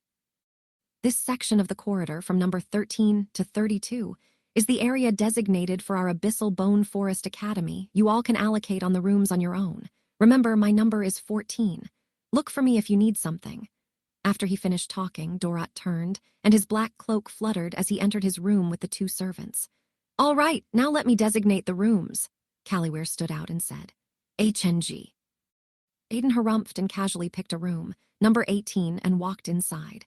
Callyware's face turned red and then white. He clenched his fist several times, only to put it down. Good, Jaden chose room 18. Next, Beirut, you will be in room 15. Rainer, you're in room 16. Jaden left, and the remaining acolytes, Beirut, Rainer, and Leyland, were in the same clique as Callyware. As for Guricha and his group, they did not dare to object at all. Leyland was allocated room 20. He didn't say anything and hurried into his cabin. The room was rather small. It was just a partition. There was enough space for a bed, but hardly any room to stand at all. This reminded Leyland of the beds on the trains in his previous world, which were also as cramped, with barely enough room to stretch his limbs. Having a bed is considered good. I was just sleeping in my seat when traveling in the Great Plains of Death, Leyland comforted himself. Ladies and gentlemen. Welcome to the dirigible. I am your Captain Kirkwall Croft Leebar. I wish you all a pleasant journey ahead. There are a few announcements of note. Apart from the professors, the rest are not allowed to walk on the decks unless you wish to go flying down from the skies. The cafeteria is in Hall 1, and Hall 2 is where the washrooms are. As for Hall 3, it's a lounge. Everyone is welcome to go there. A low-pitched male voice rang throughout the room. Leyland looked around and noticed the sound was coming from a yellow bronze pipe, but did not know if it was an air duct or megaphone. We're taking off! Leyland felt weightless for a moment, and the ship swayed. He hurriedly scrambled towards a window. This window was only the size of a soccer ball and was very thick, so it was hard to see what was outside. Following the dirigible's ascent, the ground became smaller and smaller, and gradually, the camp in Leyland's view turned into a black dot. Leyland placed his cross-blade and crossbow aside and laid on the bed. I heard Professor Dorot say that the journey will last for roughly a month. What a long period of time. Half a year has already passed since I left my family, but we still have not reached the academy yet. Absent-mindedly, Leyland shut his eyes. Ding! Ding-dong. A melodious note rang, waking Leyland from his sleep. Leyland climbed out of bed and looked out the window and was greeted by darkness. It is already evening. Ladies and gentlemen, good evening. Right now, the cafeteria is providing dinner. Today's menu is foie gras with truffles, roast chicken, white bread, squirrel meat. This time, the pleasant voice was that of a female's. Leyland rubbed his stomach and hurriedly stood up. He straightened his clothes and ran towards the cafeteria. The corridor was rather dim, and there was a small lamp every few steps, which produced a yellowish glow. The surrounding wooden cabin doors opened, and acolytes came streaming out from them. Right now, Hall 1 was already packed with acolytes, but Leyland did not see any of the professors there. He wondered if there was a special room for them. On the ceiling of the hall was a very large white-colored rock, which emanated a bright white light, just like a miniature sun. The cafeteria was filled with long tables and white chairs, and it looked a little like a university canteen. "Hey, Leyland here." In a corner, Beirut beckoned to him, sitting with a few other acolytes from the Abyssal Bone Forest Academy. "I'm here." Leyland collected a silver-colored tray and cutlery, and after deliberating, he picked up a slice of white bread, a fried chicken drumstick, fruit salad, and a bottle of apple cider and sat beside Beirut. "You guys sure are early," Leyland greeted them. "It's you who's late. Could it be that you overslept?" Beirut said teasingly. Leyland sat down and gulped down half a bottle of apple cider. "Yeah, I did oversleep a little." Looking around the surroundings again, "Are we also traveling with these acolytes?" At this moment, besides the Abyssal Bone Forest Academy acolytes, the hall was also filled with acolytes from other academies. These boys and girls sat together according to their respective academies and seemed distant towards one another. "That's right, we are on the same dirigible with Sage Gotham's hut and a few other academies. As for Ania Ivory Ring Tower, they are headed in a completely different direction from us, so we could only go our separate ways," Raynor explained. "So it's like this," Leyland said with a tinge of regret. "George and the others have all boarded the dirigible on the right, and it looks like the distance from Abyssal Bone Forest Academy is rather far. I think there'll be some problem with communication next time." After eating dinner, the masses returned to their own rooms to rest. Every day, apart from eating meals and sleeping, there did not seem to be anything else to do. This boredom lasted a whole 15 days. One evening, the groups did not wish to go back into that tiny cabin room after eating dinner, so they sat around the table and started to chat. "Beirut, what's wrong with you?" Leyland looked at Beirut, who seemed to be in slight discomfort, and asked. In these 10 days, Beirut, who was the reincarnation of a chatterbox, had spoken of topics ranging from his family tree to how a dish in the capital was created as if he was speaking fondly to a lover. Leyland and the rest had already adapted, from being annoyed at his words to getting used to them, and now it was the only joy on this boring journey. "Yeah, I still want to listen to your past relationships," Raynor began to jeer. "I have finished saying everything." Beirut rolled his eyes. "I cannot think of what to talk about anymore." "I'm so bored," Beirut lamented. "Endure it, it's only another half a month away. It was quite a distance from your home to the campground, so how did you spend your time all that while?" Leyland encouraged him, albeit a little curious. "My house is located in the Porter Kingdom, which is on the edge of the Great Plains of Death, so we reached the campgrounds after walking for half a month." Beirut said helplessly as he rolled his eyes again. "No wonder," Leyland shook his head. "Jaden, this is something that I saw first. What do you want?" A silver tray clattered on the floor, letting out a crisp noise. Leyland turned around and saw Callyware growling, his hair slightly standing up like a furious lion. On the other side, Jaden poked a golden barbecued chicken drumstick with his fork. "It belongs to whoever takes it first." Not only did the crowd not stop them, but they all appeared to be waiting to see a good show on this tiresome journey. Callyware and Jaden felt that the other party was unpleasant to their eyes, especially when Jaden tried to take in 2 henchmen. They had restrained themselves in the earlier conflicts due to fear, as the Magi were around. However, things seemed to be out of control now. Leyland furrowed his brows. "It's you who forced me to do this," Callyware roared, and the muscles in his body tensed. It seemed like he had added a layer of muscle on his body. As a noble, he had naturally trained with the techniques of a knight. Also, he seemed to have already ignited his internal life energy, thus becoming a proper knight. AI chip, scan target. Beep. Callyware strength, 2.5 agility, 2.7 vitality, 3 status. Currently using a secret technique, examination of the secret technique. After circulating, strength increases, agility increases. "Today, I will let you know that you must lower your head in obedience before a prideful lion," Callyware shouted and moved his legs. An afterimage remained as he dashed towards Jaden. "Alert, alert, radiation detected, status, recommend distancing from the source." The AI chip's voice sounded in Leyland's ears. "Radiation source? Could it be that a Magus has taken action? Haha, I will let you know today who exactly is the #1 amongst the freshmen." Jaden laughed loudly and took out a green badge from within his chest pocket. Pilis Duwasha, creature of the green, hear my calls of summoning and come out to the mortal world, Jaden chanted in a strange voice. What he used was a very rare language, but surprisingly, Leyland had actually understood every word of it. With the incantation, a layer of light emerged from the green badge, and a few brownish vines appeared from the ground and elongated, like a confused snake that was dancing wildly. Kai Kai. The vines danced as they protected Jaden from the front, and as one vine was sent forward, it tripped Caliware down to the ground. The layers of vines continued to coil around him, and Caliware was soon wrapped in it completely, with only his face exposed. A magic artifact, the surrounding acolytes cried in surprise. To be able to use a magic artifact, one must at least be a level 1 acolyte. He has already been promoted to a level 1 acolyte. The crowd clamored, and they looked at Jaden with gazes of respect. This only caused Caliware's face to redden even further. How is this? As long as you swear to obey me, I will release you. Jaden walked to where Caliware was. Never. The pride of Golden Lion family will never be dishonored by my hands. Caliware veins popped as if they were going to bleed any time. If it's like this, then I have no choice. Jaden shrugged his shoulders and the vines continued to tighten, and few cracking noises even came from within. It seemed like a few of Caliware's bones had been broken. The surrounding acolytes could not watch on any longer and were about to persuade Jaden. Bang, the dirigible swayed and the light dimmed. A few of the acolytes fell onto the floor. What happened? Did we meet with some intense turbulence? Leyland's eyes flashed. Who? The windows cracked open, and violent gusts of wind came rushing in. Accompanied by the sound of the wind, there were also countless blue electric currents scattering in all directions. Looking at these, Leyland pupils shrank to the size of a needle. Thunderstorm? Where are the magi on the dirigible? You insignificant vermins, you actually dare to trespass the domain of the mighty Pendra. A voice reverberated, accompanied by a violent thunderstorm. Arriving at the academy, it's a matured giant storm sprite.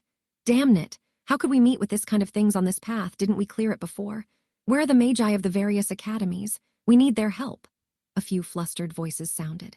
Let us first activate the large-scale defense spell formation. If not, those acolytes will surely die. After some incantations, all the walls on the dirigible were enveloped by a layer of milky white light. All cracks in the dirigible flashed with a green light as vines climbed up and firmly blocked any openings. Hoo-hoo! Leyland's face turned red as he panted heavily.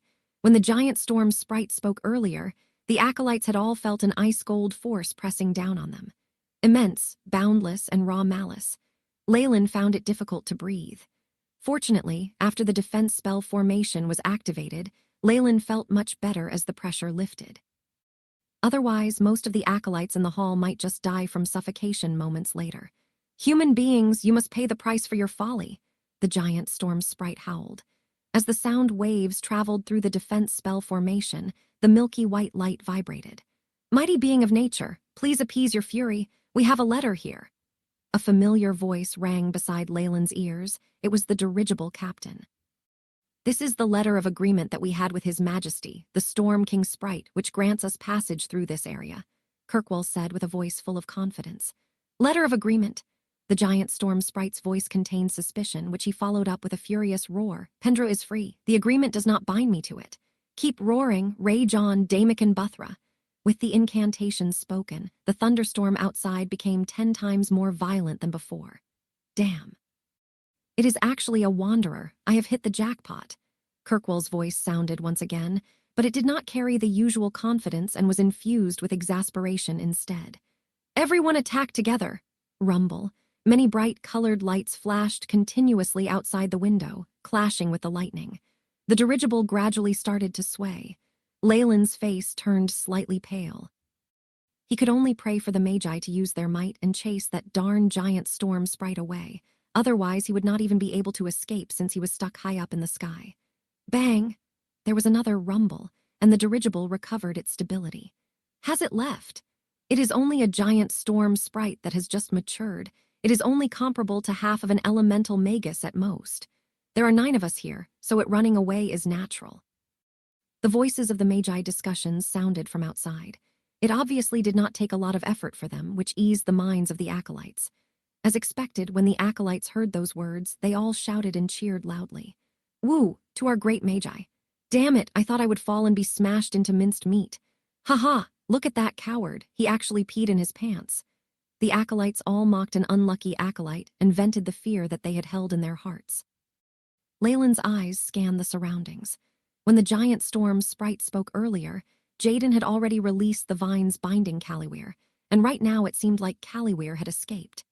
However, although Jaden's face was rather pale, he stood his ground and maintained the pose of a victor. The AI chip did not detect that Jaden was carrying a magic artifact earlier. It seems like it was only acquired recently, and the only means of that is through Dorot. It seems like after obtaining the magic artifact, Jaden has been leading Caliware into picking a fight with him impatiently. If not for this incident, it is very likely that he would have succeeded, Leyland thought to himself. Because of the interruption from the giant storm sprite, the fight between Jaden and Caliware remained unsettled as it drew its curtains. From then on, Caliware tried his best to avoid appearing in the same place as Jaden. It seemed like he was afraid of his opponent's magic artifact. This fight had greatly influenced Leyland's thoughts. Caliware has already ignited his internal life energy and got through the bottleneck and became a full-fledged knight. However, in front of an acolyte with a magic artifact, he is still as weak as a lamb. It seems like the strength of magi greatly surpassed that of knights. Originally, I thought I must ignite my internal life energy. But after this, if I haven't ignited it before reaching the school, then I'll give up on it. I definitely have to pour all my attention and energy into my studies to become a Magus. Leyland made up his mind. The time slowly passed, and the dirigible finally reached another continent. In addition to the incident with the giant storm sprite, the dirigible had several encounters with other flying creatures. This led Leyland to realize that not only was the Death Seas difficult to navigate through, it was the same in the skies. Fortunately, Kirkwall's letter of agreement was still rather effective in front of the various large creatures, and no conflicts were started. During this period, the dirigible alighted several times and sent several professors and acolytes off. The dirigible slowly became more vacant. Another dozen days passed unknowingly. Bang! The dirigible landed and the whole interior shuddered. We have arrived at the Abyssal Bone Moor. Attention to all acolytes of the Abyssal Bone Forest Academy. Please bring your belongings and leave the dirigible in an orderly fashion. A voice rang through the cabins. We've finally arrived. Leyland packed his belongings and quickly left the tiny space he had been holed up in during the past month. Jaden Caliware, please take attendance. Dorot held a black staff with a large green jewel embedded in its tip. All right. Jaden and Caliware nodded their heads and started accounting for the attendance. Leyland glanced at Caliware. Ever since the incident in the dining hall, this youth had turned much quieter and often holed himself in his own room. Looking at his face now, he seemed to be gloomier than before. On the contrary, Jaden was extremely lively, and according to some rumors, he had already been accepted by Dorot as an apprentice. Apprentices were different from other acolytes as their status were higher, and they could even freely obtain a lot of advanced knowledge from their professor. A dozen or so people walked out of the dirigible. So this is our academy. It seems to be a little desolate. Leyland looked at the surroundings, and it seemed rather desolate. There were a few small trails with obvious traces of others using it before. There was a wooden sign in the middle of a crossroad, riddled with several holes. There were directions written in black, showing the various locations. The Land of Shadows and Death Bone Abyssal Moor. The words twisted, and Leyland felt his scalp gone numb. Hee. Follow me. Dorot stretched his body leisurely, and his white bones creaked and crunched as if they were going to fall apart at any moment. Pay heed. Although our academy's acolytes do a scheduled cleansing, there are still some living creatures and polluted and evil beings roaming in this area. So if you were to stray off, I think we would be able to pay respects to your deceased body soon afterwards. Dorot snickered, and the acolytes' faces all changed. They followed behind Dorot closely for fear of losing him. The group gradually traversed across the Abyssal Bone Moor. What is that? Leyland walked in the middle of the group, and suddenly something black flashed in front of him. It seemed to be a blue creature with a horn. AI chip, begin scan. Task initializing, begin scan. The AI chip's robotic voice sounded. An unknown creature of high energy, estimated strength, 3-4 agility, 4-5 vitality, about 5 assessment, extremely dangerous. SS, whatever it is, it's much stronger than the direwolves and may have some strange tricks up its sleeves. A knight would only die if they encounter one. Leyland hurriedly squeezed forward. In this land where danger lurked, it seemed like the black-robed skeleton, Professor Dorat, was his only insurance. It seems like our little acolytes have finally understood the dangers. The green flames in Dorat's sockets flickered as he said indifferently. The group proceeded forward, and very soon the barren earth lessened, and more forestry could be seen around them. Very soon, Leyland entered a black-colored forest. He did not know if it was an illusion, but Leyland felt as if the sun in the sky had dimmed after entering the forest, and there was a layer of white mist in the surroundings giving off a chilly feeling. Warning, warning, a high-energy being is approaching. Position in the air. The AI chip's warning sounded. Leyland hurriedly looked down and crouched. Cack! A piercing sound rang. A black raven with red eyes swooped down and passed by Leyland's position, its sharp claws headed towards the face of a female acolyte. Boom! A ball of greenish liquid struck at the raven directly, and the raven cawed as it fell onto the floor. A white smoke arose, giving off a corroding effect. The female acolyte remained rooted to the ground and suddenly cried loudly. Only seconds later, the raven on the floor disappeared without a corpse, and there was only a huge impression left in the corroded earth. It seems like these red-eyed ravens increased in numbers yet again. I think I will need to distribute more missions after we return and let the acolytes cleanse this area. What are you all looking at? Let's go. Dorat's voice sounded at the front, and the crying female acolyte rubbed her eyes and gritted her teeth as she walked forward. Leyland was startled and hurriedly followed.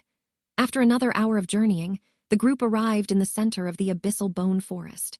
This is... Leyland saw a spacious area in front of him, and what was projected before their eyes was a large graveyard. In the hearths of the abyssal bone forest, a large graveyard sat there unknowingly. This graveyard was extremely huge and was marbled in black and white, seeming luxurious. Only it seemed to have been forsaken for some time. Many of the graves had weeds growing on them, and some even had vines. Occasionally, the ravens caw on top of them, giving off a terrifying vibe. Welcome to your home of shadow and death, abyssal bone forest.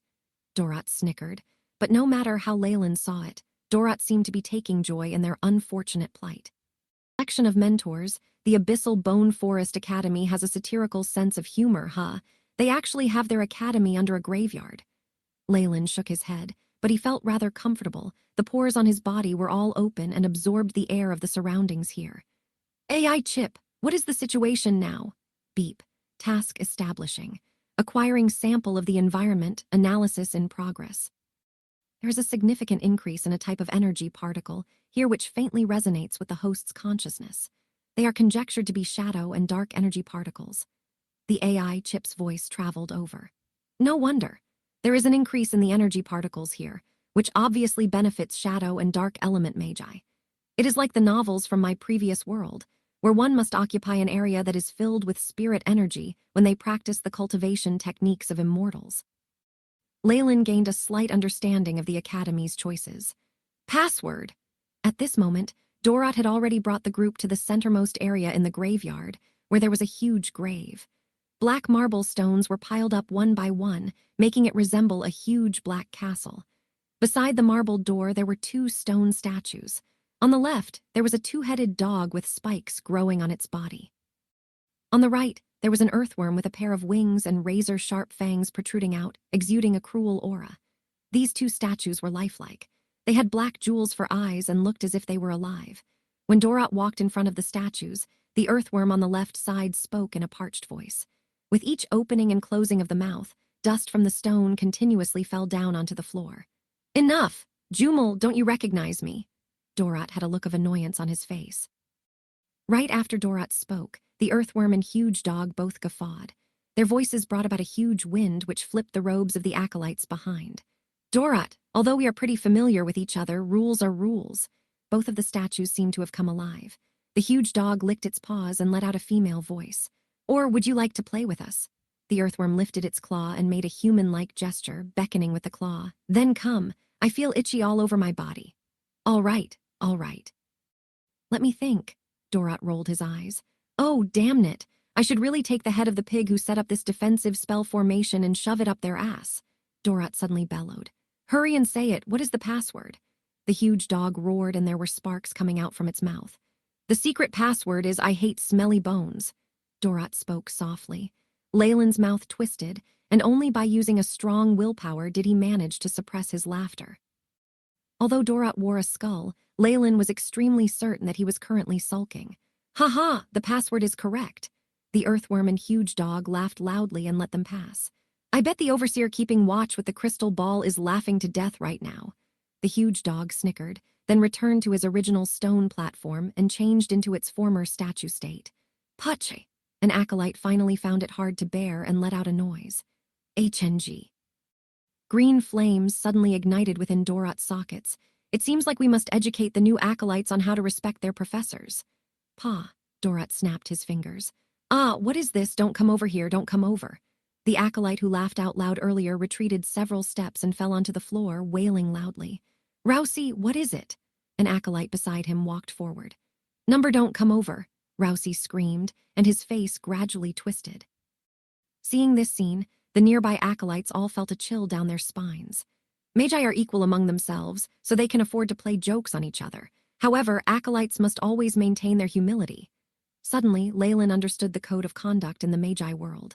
Only with equal strength, one will have the status to speak to another. Jaden and Callyware also seemed to be deep in thought. "Carry him up and let us go in." Dorat pointed at Rousey, who was still screaming. Both of his servants walked over and carried Rousey, one on each side. "Both of them are at least Grand Knights." Seeing how the two servants subdued Rousey so easily, Leyland's eyes flashed. After opening the door to the grave, they all appeared in front of a stone staircase that spiraled downwards. The flight of stairs was spiraled and descended all the way into the depths of the darkness until they could not be seen anymore. Dorat used his staff and knocked on the floor. Dong dong. Blue flames started to light up one by one, illuminating the ground within. "Apart from the color, it's similar to an ancient castle from the medieval times," Leyland exclaimed, and tread down the stairs of the Abyssal Bone Forest Academy. Leyland did not know how long exactly he walked for under the illumination of the blue flames, but it was definitely over 20 minutes. So huge. The area of this underground building is so much larger than the area of the graveyard on top, and it is not even by several times. It almost resembles an underground kingdom already. Leyland calculated in silence. "Our Abyssal Bone Forest Academy was constructed in the Gregorian year 324, and it has been almost 1,000 years since then. As for our academy founder, it is Merlin Phallic Drewalk." Dorat led at the forefront and occasionally gave them a few sentences of explanation. "The door which you all had entered from earlier is the main door, and besides that, there are still many exits inside the academy. As long as you have become a proper Magus, you can apply and choose an uninhabited, empty grave for your own personal passage," Dorat explained. But Leyland's lip never stopped twitching. "The purpose for us to advance as a Magus is so we can obtain a grave. How delightful." However, ever since the unlucky guy was used as an example earlier, Leyland only dared to rant in his heart and didn't say it aloud. "Our Abyssal Bone Forest Academy is divided into several large areas. The dormitories, classrooms, laboratories, gardening areas, trading post, mission area, and such. As for their exact locations, someone will bring you for an induction later. For now, all of you must follow me to register at the administration area, and then we'll commence the selection of your professors." Dorat came to the front of a slightly larger room and pointed at the words on the steel door. "This is the administration area, however. I believe none of you will be willing to come here again in the future." Seeing the symbols on the door, which seemed like both words and patterns at times, Leyland finally acknowledged that none of the characters were anything like what the Brat one. The Brat refers to the previous host of Leyland's body, had encountered in the past. "Oh, I've forgotten that you guys don't know the ancient Byron language." Dorat tapped his head. "No worries. This is one of the basics of incantation. You guys will learn it in the future." "Dorat, enter." An aged voice sounded from within, and the steel doors moved automatically. A steel hand opened the bolts on the door and even beckoned them in. Leyland followed Dorat inside and realized that this room was extremely large. An old man with white beard and red eyebrows was seated at the wide, black office desk. He was scribbling something with a feather pen, and beside him was a stack of parchment. Behind him, there were countless bookshelves of over 10 meters tall, and parchment and even crystal balls were disorderly arranged on them. It looked just like a library. "You're late." The old man put down the quill pen in his hand, and his wrinkled face smiled gently. We met with some trouble along the way, a wandering giant storm sprite, so the dirigible was a little damaged, and hence the delay in time, Dorat explained. The old man said, "That's really unfortunate." And then he looked at the acolytes at the back, and his bright eyes shone brilliantly. He scanned through the acolytes before finally landing on Jaden. "It seems like you are well rewarded this trip." "Of course." Dorat pointed. "Jaden, come over here," pulling Jaden to his side. "I have made a contract with him already. He is now my personal apprentice. Hurry, settle the procedures for him." Dorat took a stack of forms from a heavy black pouch and handed it over to the old man. "MN, 5th grade acolyte, not too bad." The old man took out an object resembling a pair of glasses with gold threads around its rim and hung it on his nose. "Definitely."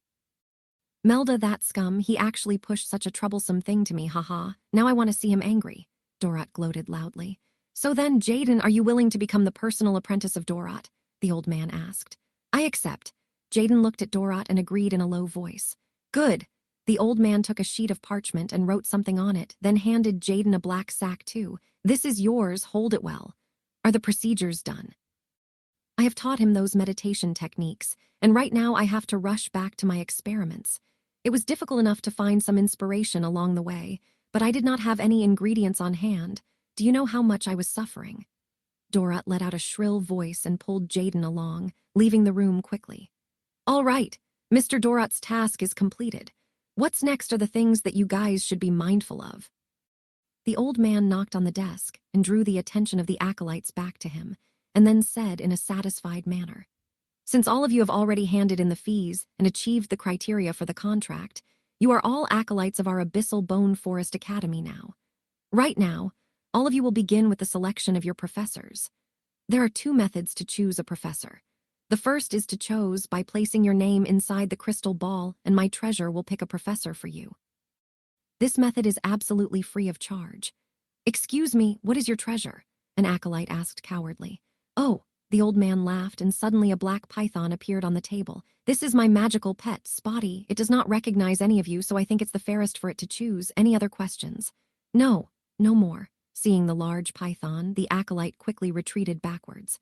"There is also another method, which is for the acolytes to choose their own professors. Here with me is a list containing short introductions of various professors and their requirements, all for your choosing. Of course, if you choose this method, you will need a magic crystal as payment. It doesn't matter which method you chose, but once you have decided on your professor, you can never change again," the old man said. "Next up, I will call your names, and you will come forward and tell me your choice."